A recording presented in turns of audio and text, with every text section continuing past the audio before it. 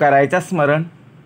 गुरुर्ब्रह्मा गुरुर्विष्णू गुरुर्देवो महेश्वरः श्री सद्गुरु साक्षात परब्रह्म तस्मै श्री सद्गुरुवे नमः. जय जय रघुवीर समर्थ. जय जय रघुवीर समर्थ.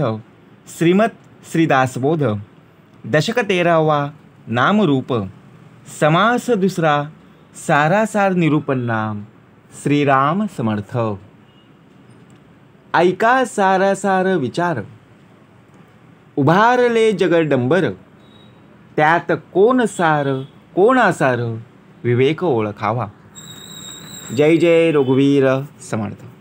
श्री समर्थ कृपेने उत्तमाची सुरुवातच प्रत्यक्षपणे प्रार्थनेने करून दिली. कारण जोपर्यंत आपल्याकडून स्मरण होत नाही तोपर्यंत आपल्याला प्रचिती आणि सर्वात महत्त्वाचं म्हणजे सामर्थ्य प्राप्त होणार नाही. म्हणजेच काय, ब्रह्म विष्णू आणि महेश यांचं स्मरण करून या तिघांच्या पलीकडे असणारा श्री सद्गुरू साक्षात परब्रह्माची जोपर्यंत जाणीव होत नाही तोपर्यंत आपल्याला सामर्थ्य प्राप्त होणार नाही. कारण या ग्रंथाचं सार म्हणजे प्रत्यक्षपणे या बोधाला बघा, या बोधातून प्रत्यक्षपणे दास घडवायचा आहे. कारण प्रत्येकाची आपण मतं ऐकली. महत्त्वाचं म्हणजे ह्या व्यक्तीचं मत जाणून घेतलं, त्या व्यक्तीचं मत जाणून घेतलं, परंतु आपल्याला काहीच कळलं नाही. परंतु खुद्द भगवंताचं वचन जेव्हा आपल्याला कळालं तेव्हा आपलं मन सुद्धा स्थिर झालं. जो संपूर्णपणे चंचल होता तो सुद्धा स्थिर राहिला की नाही. म्हणून मत खुद्द भगवंताचं आहे. या बोधातून प्रत्यक्षपणे दास घडावा हीच चळवळ चालू आहे. सामर्थ्य आहे चळवळीचे. चळवळ सुरू आहे. जो जो करील त्याचे, जो जो या प्रत्यक्षपणे या दुनियेमध्ये जगामध्ये कार्य करणार आहे त्या कार्याला त्याचं फळ निश्चितपणे प्राप्त होणार आहे. अखंड बघा, प्रत्यक्षपणे जिथे खंड न पडता आपल्याकडून नामस्मरण झालेच पाहिजे. अखंड येथे भगवंताचे अधिष्ठान पाहिजे. म्हणून दशक 13वा दिला. नाम रूप. नाम कोणाला आहे आणि रूप कोणाला आहे. बघा, रूप प्रत्यक्षपणे जर पाहायला गेलो तर त्याचं आहे, भगवंताचं रूप आहे. बरोबर की नाही. प्रत्येक प्रकारची माणसं आपल्याला पाहायला मिळतात का हो? चेहरा सेम आहे का बघा? नाही ना. रूप वेगवेगळी आहेत, नावं सुद्धा वेगवेगळी आहेत. परंतु नावं एकसारखी जरी असली तरी रूप मात्र वेगवेगळी आहेत. बरोबर की नाही. भाग कसा दिलेला आहे. समास दुसरा सारासार निरूपण. प्रत्यक्षपणे या निरूपणाच्या माध्यमातून, या श्रवणाच्या माध्यमातून आपल्याला उत्तम प्रकारे सामर्थ्य प्राप्त करून घ्यायचं आहे. करूया श्रवण. श्रीराम समर्थ. ऐका सारासार विचार उभारले जगडंबर त्यात कोण सार कोण आसार विवेक ओळखावा. आता सारासार विचार म्हणजे काय जाणलं पाहिजे. सार काय आणि असार काय, चांगलं काय आणि वाईट काय. आपल्याला येणारा सुगंध, आपल्याला येणारा दुर्गंध आपल्यालाच कळतं की नाही.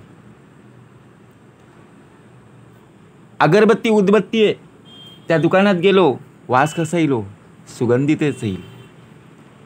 परफ्यूम मारला, सेंट मारला, वास कसा येईल, उत्तमाचाच येईल. परंतु प्रत्यक्षपणे आपण त्या रस्त्यावरून कचराकुंडीच्या बाजूने जात आहोत, काय हो सुगंध येईल का? नाही ना. मग काय सार आहे, काय असार आहे, काय चांगलं आहे, काय वाईट आहे, हे पाहिलं पाहिजे. हा विश्वाचा जो अफाट पसारा आहे, सारासार म्हणजे काय, आपण संपूर्णपणे पसारा करून ठेवलेला आहे. आपल्याला एके ठिकाणी जायचं आहे. आता जायचं आहे या दृष्टीने आपण प्रत्यक्षात तयारी करत असतो. आपण आपल्या बॅगा भरून घेत असतो. काय घ्यायचं आहे, काय नाही घ्यायचं हे घेत असतो. परंतु जेव्हा आपण त्या ठिकाणी पोहोचतो, त्या ठिकाणी पोहोचल्यानंतर जेव्हा आपला परतीचा प्रवास, बघा, जेव्हा आपण घरी यायला निघतो आणि घरी आल्यानंतर आपण दमलेलो असतो आणि दमल्यानंतर आपण ती बॅग कुठे फेकतो, आपले कपडे कुठे असतात ते आपल्यालाच माहीत नसतं. सर्व पसारा करून आपण ठेवलेलं असतो. फक्त आपल्याला काय हवं असतं ते म्हणजे आराम. बरोबर की नाही? म्हणून भाग कसा दिलेला आहे, आपण प्रत्यक्षात ते विवेकाने ओढता यायला हवं. म्हणून ऐका सारा विचार, ऐकायला सांगितलं. आपण बघतो पण ऐकत नाही, डोळ्यांनी पाहतो पण कानाने ऐकत नाही. समर्थ म्हणाले, दुकान 2 कान दिलेले आहेत, परंतु आपण या कानाने ऐकतो, या कानाने सोडून देतो. म्हणून विचार करा, भाग कसा दिलेला आहे. उभारले जगडंबर, उभारले या विश्वामध्ये, या जगामध्ये आपण ज्याप्रमाणे विवेकाने उत्तम प्रकारे आपण कार्य करत आहोत, ते कार्य करत असताना विवेकसहित जिथे जायचं असेल तिथे नक्कीच जाणे. म्हणून पुढच्या ओवीमध्ये समर्थाने उत्तम असा भाग दिला. दिसेल ते नासेल आणि येईल ते जाईल, जे असताची असेल तेची सार. समर्थ म्हणाले, दिसेल ते नासेल, जे दिसतं ते नाश पावतं, जे येतं ते जातं. आता विचार करा, आता भाग आहे दुधाचाच भाग, सत्वगुण आहे. ज्याप्रमाणे आपण दूध आणलं, जर आपण दूध गरम केलंच नाही तर कालांतराने ते दूध, बघा, गरम केलं तरी ते कधी कधी नासून जातं. परंतु भाग कसा दिलेला, जे येईल ते जाईल. आता आपण अमरपट्टा लावून आलेलो आहोत का? नाहीये. आपण सुद्धा या पृथ्वी तलावर आलेलो आहोत. एक ना एक दिवस आपण इथून जाणार आहोत. मग आपण रिकाम्या हाताने आलेलो आहोत, मग रिकाम्या हाताने जायचं का? मग काय फायदा? येऊन उपयोग काय? आपण भरगच्च बॅग भरून जायचं आहे, पण त्या बॅगेमध्ये काय असलं पाहिजे? ती बॅग कोणाला न दिसणारी आहे, परंतु प्रत्यक्षात आपल्यामध्ये सामर्थ्य प्राप्त करून घ्यायचं. आता ते सामर्थ्य प्राप्त कसं होईल हे पुढच्या ओळीमध्ये समर्थांनी प्राप्त करून दिलेलं आहे. जे असताचे असेल तेची सार. मग सार ओळखायला शिकलं पाहिजे, असार ओळखायला शिकलं पाहिजे.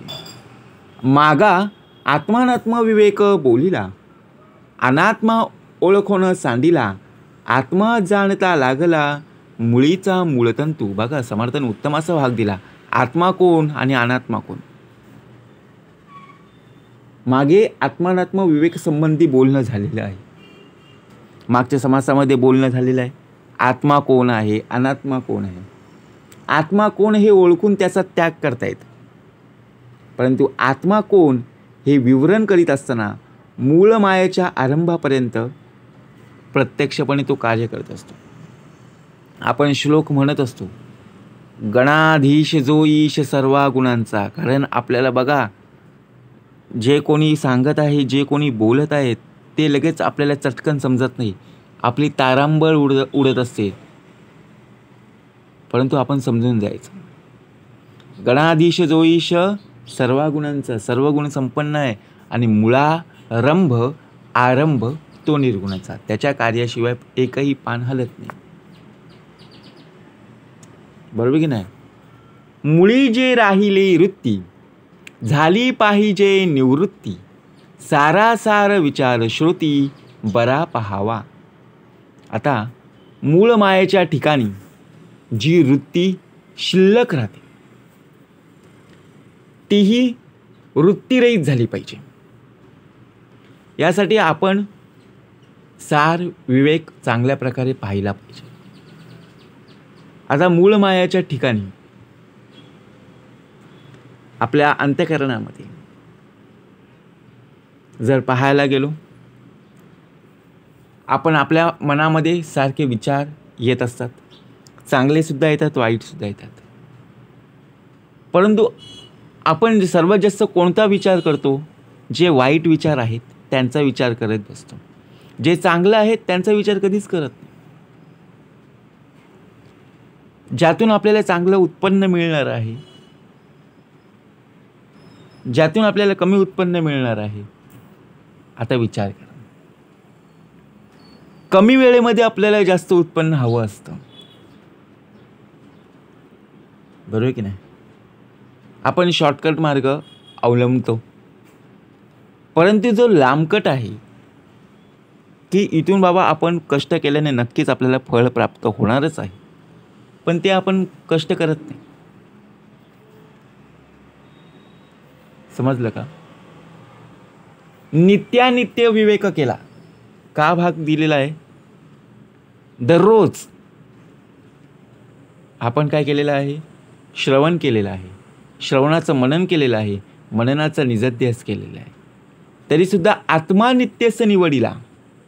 आपल्या अंतरी कोण आहे? त्या अंतरीचा अंतरात्मा आहे. निवृत्ती रूपे हे तवरला निराकारी. पण चंचल आत्म्याला पाहिल्यावर निराकारबद्दलची आशा अजून शिल्लक राहील. आता विचार करा,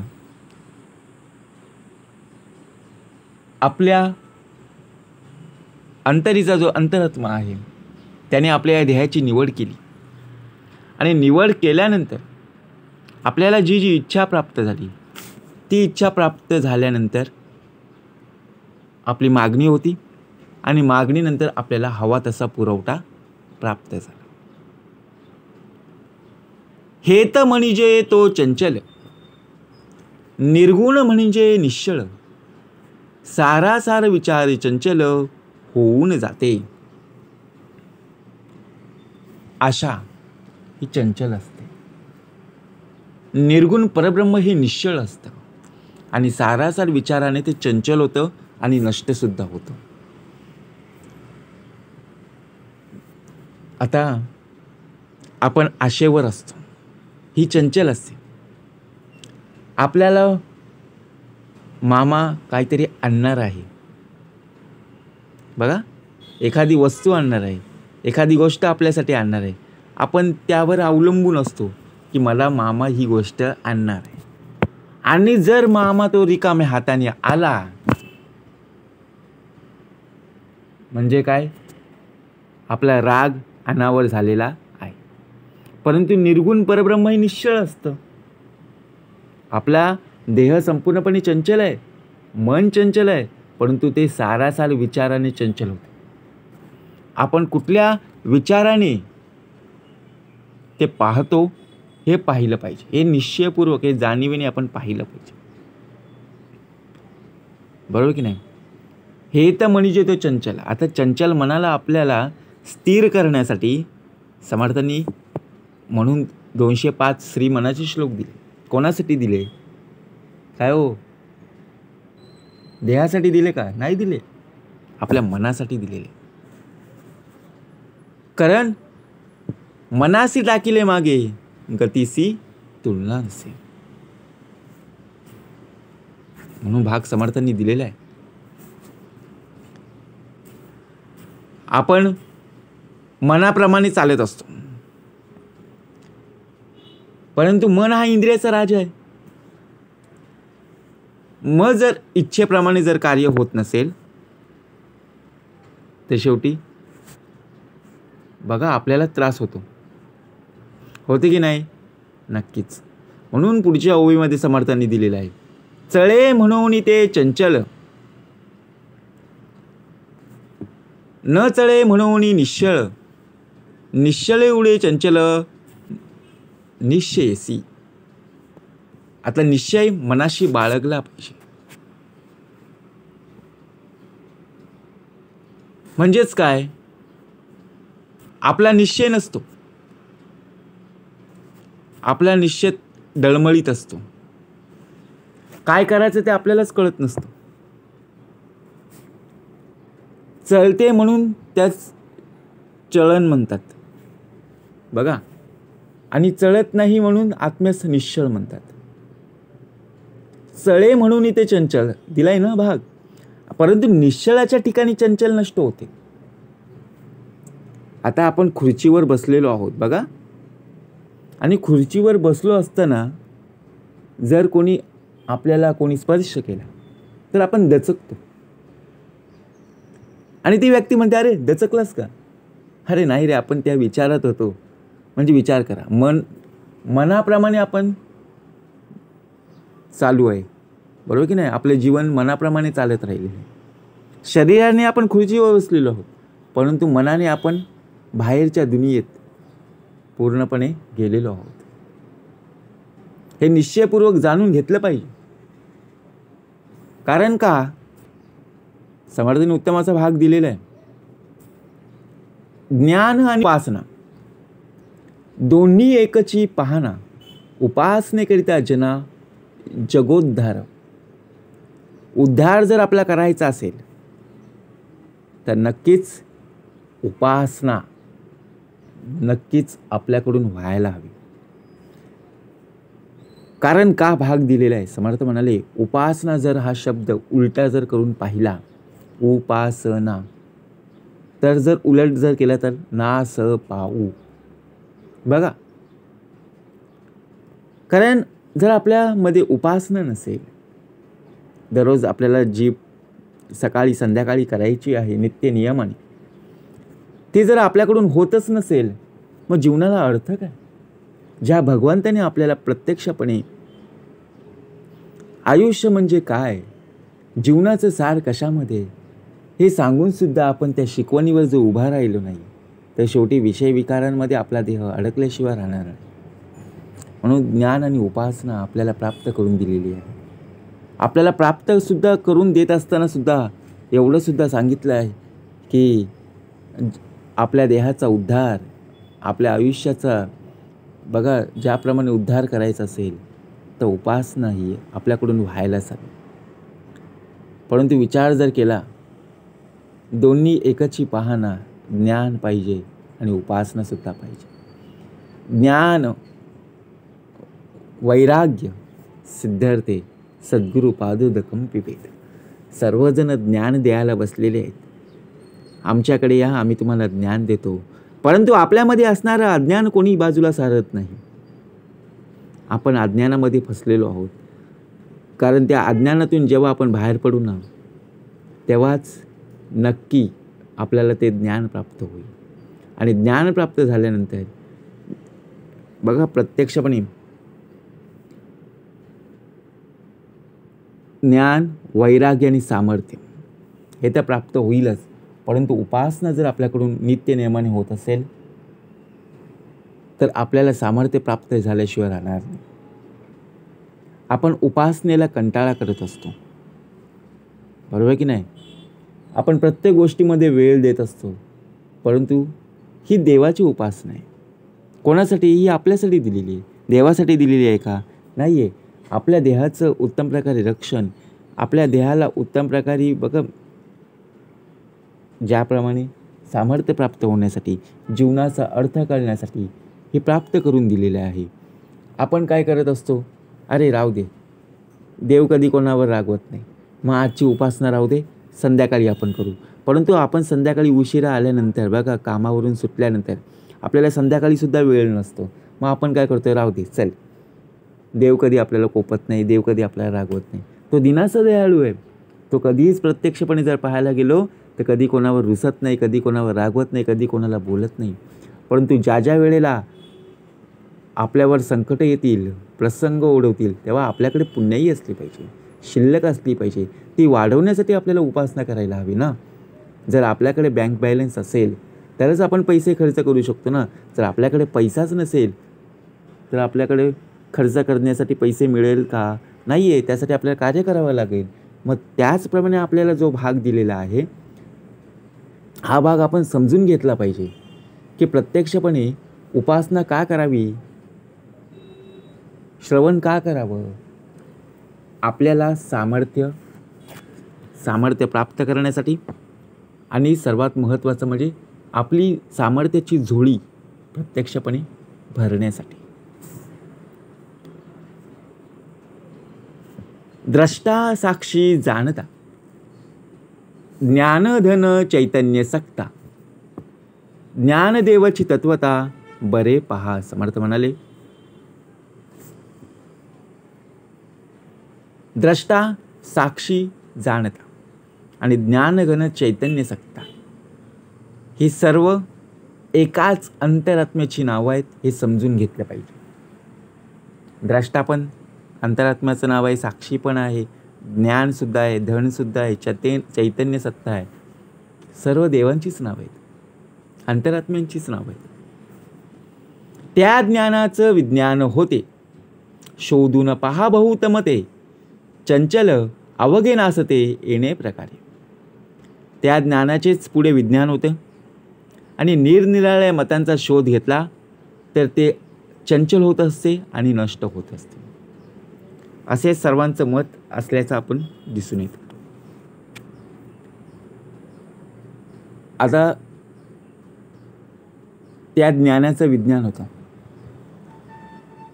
आपल्याला सुद्धा बघा, अज्ञानमूलहरणम, जन्मकर्म निवारणम, ज्ञान वैराग्य सिद्धार्थे, सद्गुरुपादो दकंपित.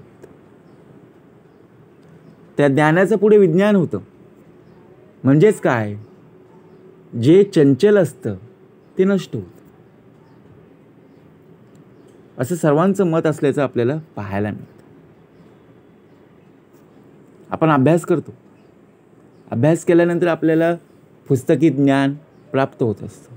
सामान्य ज्ञान आपण बघा, पुस्तकाद्वारे आपण आपल्या वातावरणामध्ये, आपल्या आजूबाजूमध्ये जसं क्लायमेट असेल त्याप्रमाणे आपल्याला माहिती मिळते. परंतु नासिवंत नासेल की नासेना, ऐसा अनुमानाची आहे मना, तरी तो पुरुष सहसा ज्ञाना अधिकार नव्हे. अधिकार कोणाचा नाही आहे? ज्या पुरुषांच्या मनात जे नाशिवंत आहे ते नाश पावेल की नाही. आता नाशिवंत कोण आहे? तर आपला संपूर्णपणे देह आहे. आपला शाश्वतीचा देह नाही आहे. आपला शाश्वतीचा फक्त अंतरीचा अंतरात्मा आहे. तो जोपर्यंत आपल्या बघा हृदयामध्ये वास्तव्याला आहे तोपर्यंत आपला देह प्रत्यक्षपणे पाहायला मिळतं, चालायला मिळतं. आपण हसतो, रडतो, खेळतो. कोणामुळे? हे सर्व परब्रह्माच्या आशीर्वादामुळे ना. तो जर जेव्हा निघून जाईल तेव्हा या देहाला किंमत 0 आहे.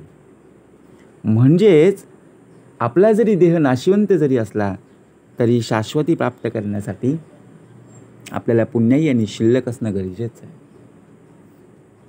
म्हणजे भाग कसा दिलेला आहे? त्या नाशिवंत नासेल की नासेना, ज्या पुरुषांच्या मनात जे नाशिवंत आहे ते नाश पावेल की नाही. आता आपल्या मनामध्ये सतत वाईट विचार येतात. सतत वाईट विचार आले की आपण विचार करतो, अरे ते माझ्या मनातून उतरतच नाही आहेत. लोक किती सांगण्याचा प्रयत्न करतात परंतु माझ्या बोलण्यातून तेच शब्द येत असतात. माझ्या ऐकण्यामध्ये सुद्धा वाईट विचार येत असतात. माझ्या पाहण्यामध्ये सुद्धा वाईट विचार येत असतात. असा का? असा प्रकारचा बघा प्रत्यक्षपणे जर आपण पाहायला गेलो तर तो सहसा ज्ञानाधिकारी असतो.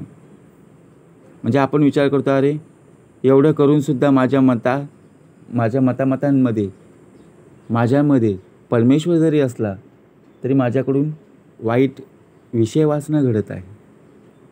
म्हणजे यासाठी आपल्याला काय हवी? तो उपासना हवी. ज्ञान, वैराग्य आणि सिद्धार्थे सद्गुरु पादो दकम पिबेत, या वृत्तीनुसार आपल्याला जगता यायला हवं. नित्य निश्चय केला, संदेह उरतची गेला, तरी तो जाणावा वाहावला महामृग जली. बघा, समर्थाने उत्तमाचा भाग दिला. नित्य निश्चय जर करीत असतो, पण एकीकडे मनातील संधी नष्ट होत नाही.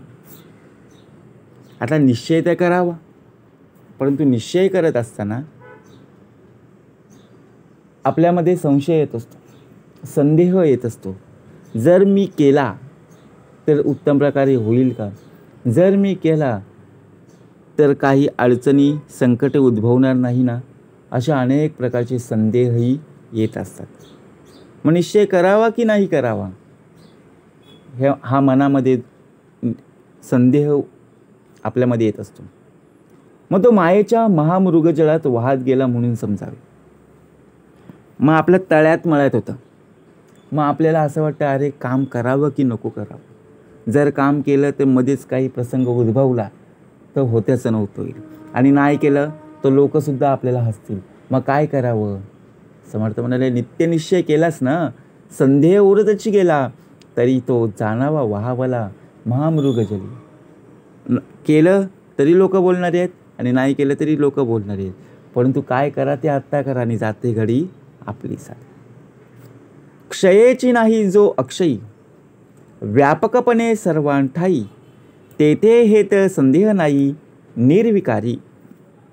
ज्याला क्षयच नाही असे अक्षय म्हणजेच परब्रह्म सर्वांच्या ठाई व्यापकपणे ओतप्रोत भरून राहिलेला आहे. आणि त्या निर्विकार परब्रह्माच्या ठिकाणी संदेह, हेतू हे विकार असूच शकत नाही. परब्रह्माच्या ठिकाणी कधी किंतु परंतु नसतो. जे आहे ते स्पष्टपणे आपल्यामध्येच फक्त किंतु परंतु बंधू सर्व एकच. आपल्यामध्ये फक्त चिंता, संदेह, परंतु परमेश्वराच्या ठिकाणी नाही हो. जे आहे ते स्पष्टपणे. म्हणून मत जे मांडलेलं आहे खुद्द भगवंताचं वचन. आपण लोकांची मतं जाणून घेतली, लोकांच्या मताप्रमाणे आपण वागत गेलो म्हणून किंतु परंतु येतात. परंतु भगवंताच्या मताप्रमाणे जर वागत गेलो तर आपल्यामध्ये किंतु परंतु येणार नाही. जे उदंड घनदाट, आद्य मध्य शेवट, अचळ अढळ अतुट जैसे तैसे. जे उदंड घनदाट असून आधी आणि मध्ये, शेवटी अचळ अढळ आणि अतूट जसेच्या तसे असतात. विचार करा. आता आपण विचार जर केला, एका जंगलामध्ये आपण प्रवास करायचा ठरवलं, जे उदंड आहे आणि घनदाट आहे बघा. परंतु आपण प्रवास करत असताना सुरुवातीला आपल्यासोबत कोणीही नसतं आणि आपण प्रवासाला निघालेलो आहोत. परंतु आपल्याला कुठपर्यंत प्रवास करायचा आहे ते आपल्याला कळत नाही. आपण त्या जंगलातून जात असताना आपल्याला शेवट कळत नाही.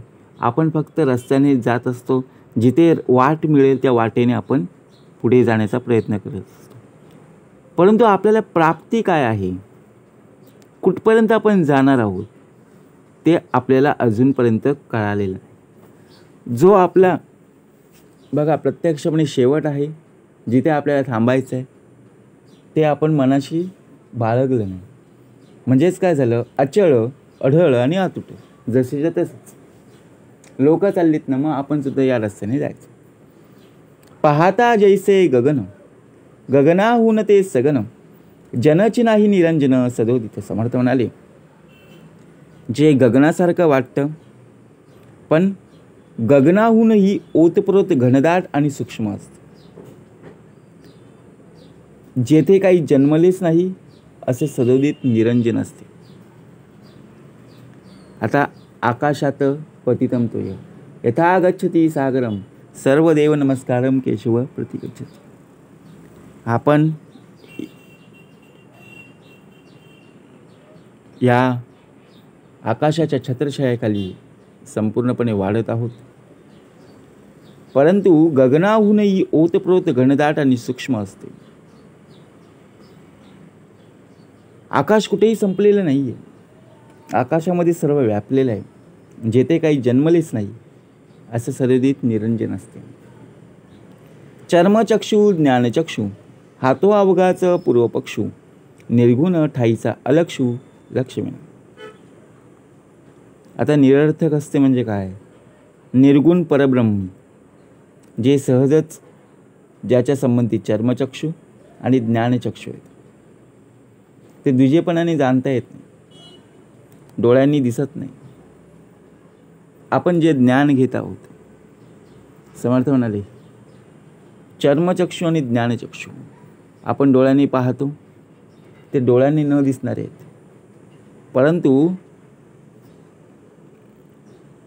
या पृथ्वी तलावर अनेक प्रकारची जीवजंतू, कीटक, किडे बघा, आपल्या डोळ्यांनी न दिसणारी सुद्धा असे काही आहेत जीवजंतू, त्यांना सुद्धा चालवणारा परमेश्वरच आहे.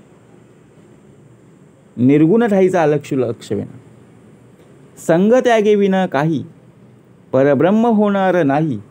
संग त्याग करुणा पाही मौन गर्भा. संगत्यागाशिवाय परब्रह्माशी ऐक्य होऊ शकत नाही. म्हणून मीपणाचा जेव्हा त्याग होतो जेथे स्फुरणादी सर्व वाणी नष्ट होतात.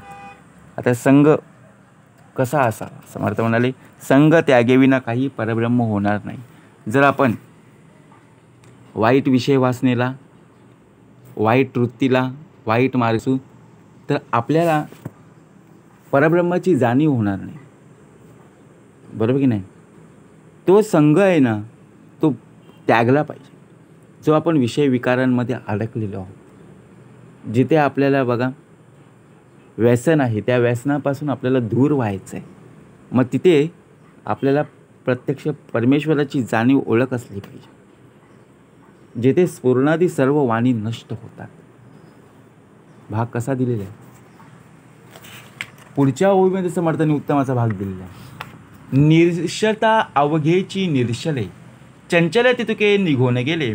निश्चल परब्रह्म उरले तेची सार. तत्वांचं निरसन करता करता सर्वांचेच निरसन होते. परंतु चंचल जितके असते ते सर्व लय पावते आणि निश्चल परब्रह्म तेवढेच उरते ते असार. म्हणजेच काय? तत्वांचं सार. आता तत्व कोणती दिलीत?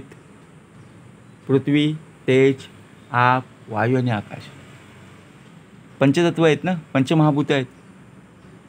ते तत्वांचं निरसन करता करता सर्वांचेच निरसन होते. परंतु चंचल जितके असू ते सर्व लयच पावते आणि परब्रह्म तेवढंच उरते ना. बाकी सर्व या पृथ्वी तलावर जेवढी जीवजंतू आहेत, सजीव सृष्टी आहे, जे आलेले आहेत ते सर्व जाणारच आहेत. फक्त राहणार कोण आहेत एवढं आपण समजून घेतलं पाहिजे ना. परब्रह्म तेवढंच उरणार आहे, बाकी सर्व निघूनच जाणार आहेत. आठवा देह मूळमाया निर्शोन गेला अष्टकाया. साधू सांगती उपाया कृपाळूपणे. समर्थांनी उत्तमाचा भाग दिलेला आहे. पिंड ब्रह्मांडाच्या मिळून 8 देहांचं विकारांनी बघा निरसन होऊन 8वा देह ची मूळमाया ती लय पावावी म्हणून साधू लोक कृपाळूपणे उपाय सांगत असतात. समर्थ म्हणाले गुरु पाहता पाहता लक्ष कोटी बहुसाल मंत्रावळी शक्ती मोठी. आता पिंड ब्रह्मांडाच्या मिळून 8 देहांचं विवेकाने निरसन होऊन 8वा देह जी मूळमाया ती लय पावावी. आपला देहसुद्धा हाडामासाचा आहे. 5 ज्ञानेंद्रिये आणि 5 कर्मेंद्रिये मिळून हा दशेंद्रियाचा नरदेह प्राप्त करून दिलेला आहे. त्याचप्रमाणे सोहम हंसा तत्वमसी ते ब्रह्म तू आहेसी. विचार पाहता स्थिती अशी सहजची होती. सोहम हंसा तत्वमसी ही महावाक्ये निर्देश करतात ते परब्रह्म तूच आहेस आणि या महावाक्याचा उपदेश संत मंडळी करत असतात आणि त्याच्या अर्थांचं निरंतर अनुसंधान केल्याने सहजच त्या परब्रह्माशी ऐक्य होतं. आता आपण देवाचं नामस्मरण केलं तर आपल्याला सामर्थ्य प्राप्त होणार आहे. देवाचं भजन, देवाचं कीर्तन, देवाचा प्रत्यक्षपणे जर आपण नाम घेत राहिलो तर आपल्यालाच प्राप्ती होणार आहे, आपल्याला सामर्थ्य प्राप्त होणार आहे. मग शेवटी अर्थाचं निरंतर अनुसंधान केल्यानं सहज त्या परब्रह्माशी ऐक्य होतं. म्हणजे काय बघा, ज्या परब्रह्माने आपल्याला प्रत्यक्ष या पृथ्वी तलावर पाठवलेलं आहे त्यानुसारच आपण सर्व कार्य करणार आहोत. साधक असून ब्रह्म उरले, तेथे वृत्ती शून्य झाले, सारासार विचारले येणे प्रकारे. समर्थाने उत्तमाचा भाग दिला. साधक वेगळा राहून जर ब्रह्म पाहू लागलो तर वृत्तीच्या अंती त्याला शून्यत्वाचीच प्राप्ती होईल. बघा, जर साधक असून ब्रह्म उरला तर तेथे वृत्ती शून्यच झाले ना. शेवटी शून्यत्वाची प्राप्ती. जरी आपल्याला या नरदेहाची प्राप्ती जरी झाली असली परंतु जर आपल्याला परमार्थाची किंमत नसेल, परमार्थ म्हणजे काय हे जर आपण जाणून घेतले नाही तर आपण शून्यच आहोत. ते तापेना ना निवेना, ना उजळेना ना काळवंडेना, ढवळेना ना निवळेना परब्रह्म ते. समर्थाने उत्तमाचा भाग दिले. जे तापत पण नाही, थंड पण होत नाही, उजळत पण नाही आणि काळं पण पडत नाही आणि ढवूळ पण होत नाही आणि निवळ पण होत नाही, शेवटी ते परब्रह्मच आहे. काय हो, भाग समजला? जे तापत पण नाही आणि थंड पण होत नाही. आपला देह कोणी काय बोलला की लगेच तापतो, बरोबर की नाही? भाग दिलेला आहे हो. आपल्यामध्ये लगेच क्रोध येतं, मत्सर येतं. दिसेना ना भासेना, उपजेना ना नासेना, ते येना ना जाईना परब्रह्म ते. जे दिसत नाही, जे भासत नाही, उपजत नाही, नाश पावत नाही, जे येत नाही जात नाही ते परब्रह्म आहे. आपल्याला डोळ्यांनी दिसतं का हो? आपला देह घरातून बाहेर पडत असतो आणि शेवटी काम झाल्यानंतर पुन्हा घरी येतो. दिसतो कोण? आपला देह दिसतो. परब्रह्म दिसतो का हो डोळ्यांनी? नाही दिसत. आपण समोरच्या व्यक्तीशी बोलत असताना त्याच्या अंतरी कोण आहे? प्रत्यक्ष भगवंत आहे. परंतु बोलताना कोण दिसतो? समोरचा व्यक्ती दिसतो. भगवंत दिसतो का? नाही आहे. म्हणजेच काय? जे भिजेना ना वाळेना, जे विजेना ना जळेना, ज्यास कोणीच नेईना परब्रह्म ते. जे भिजत नाही, वाळत नाही, जे विजत नाही, जळत नाही, ज्याला कोणी नेऊ शकत नाही. आता पाऊस पडतोय आणि पावसामध्ये आपण भिजायला गेलो, रस्त्यातून चालत असताना अचानक पाऊस आला, भिजणार कोण? आपला देह भिजलेला दिसेल. परब्रह्म दिसेल का? नाही आहे, बरोबर की नाही? म्हणजे प्रत्यक्षपणे आपण बघा, माचीस घेतली, दिवा लावत आहोत आणि दिवा लावताना आपला हात बघा, जर चटका लागला, चटका कोणाला लागला? आपल्या देहाला लागला. परब्रह्माला लागला का? नाही लागला. जे सन्मुखची चहूकडे, जेथे दृश्य भास उडे, धन्य साधू तो पवाडे निर्विकारी. चहूकडे सन्मुखच असतं आणि जेथे दृश्य सृष्टीचा भास नाहीसा होतो अशा निर्विकार परब्रह्माच्या ठिकाणी तो साधू प्रतिष्ठो, तो धन्य. निर्विकल्पी कल्पनातीत, तोची ओळखावा संत, एर अवघेची असंत भ्रमरूप. निर्विकल्पत्वाच्या जाणीवेशिवाय जो निर्विकल्पी मुरून जाईल, ऐक्य पावेल, त्याला संत म्हणून ओळखायला हवा. असे ऐक्य पावत नाही ते सर्व भ्रमरूप असंत आहेत असं जाणलं पाहिजे. खोटे सांडून खरं घ्यावे, तरीच परीक्षवंत म्हणावे, असार सांडून सार घ्यावे परब्रह्म ते. खोटे सांगून खरे जो घेतो त्यालाच पारखी म्हणतात. म्हणून आसार सदूर सार असे जे परब्रह्म ते घ्यावे. बरोबर की नाही? आपण लोकांशी खोटं बोलतो आणि आपण लोकांचं हातातून हिसकावून घेतो, त्याला परीक्षा म्हणतं. परंतु आसार सांडून सार घ्यावे ते परब्रह्मचं रूप. जाणता जाणता जाणीव जाते, आपली वृत्ती तद्रूप होते, आत्मनिवेदन भक्ती ते ऐसी आहे. त्या परब्रह्मास जाणता जाणता जाणीव जाऊन प्रत्यक्षपणे आपली वृत्ती तद्रूप होते, यालाच आत्मनिवेदनाची भक्ती म्हणतात.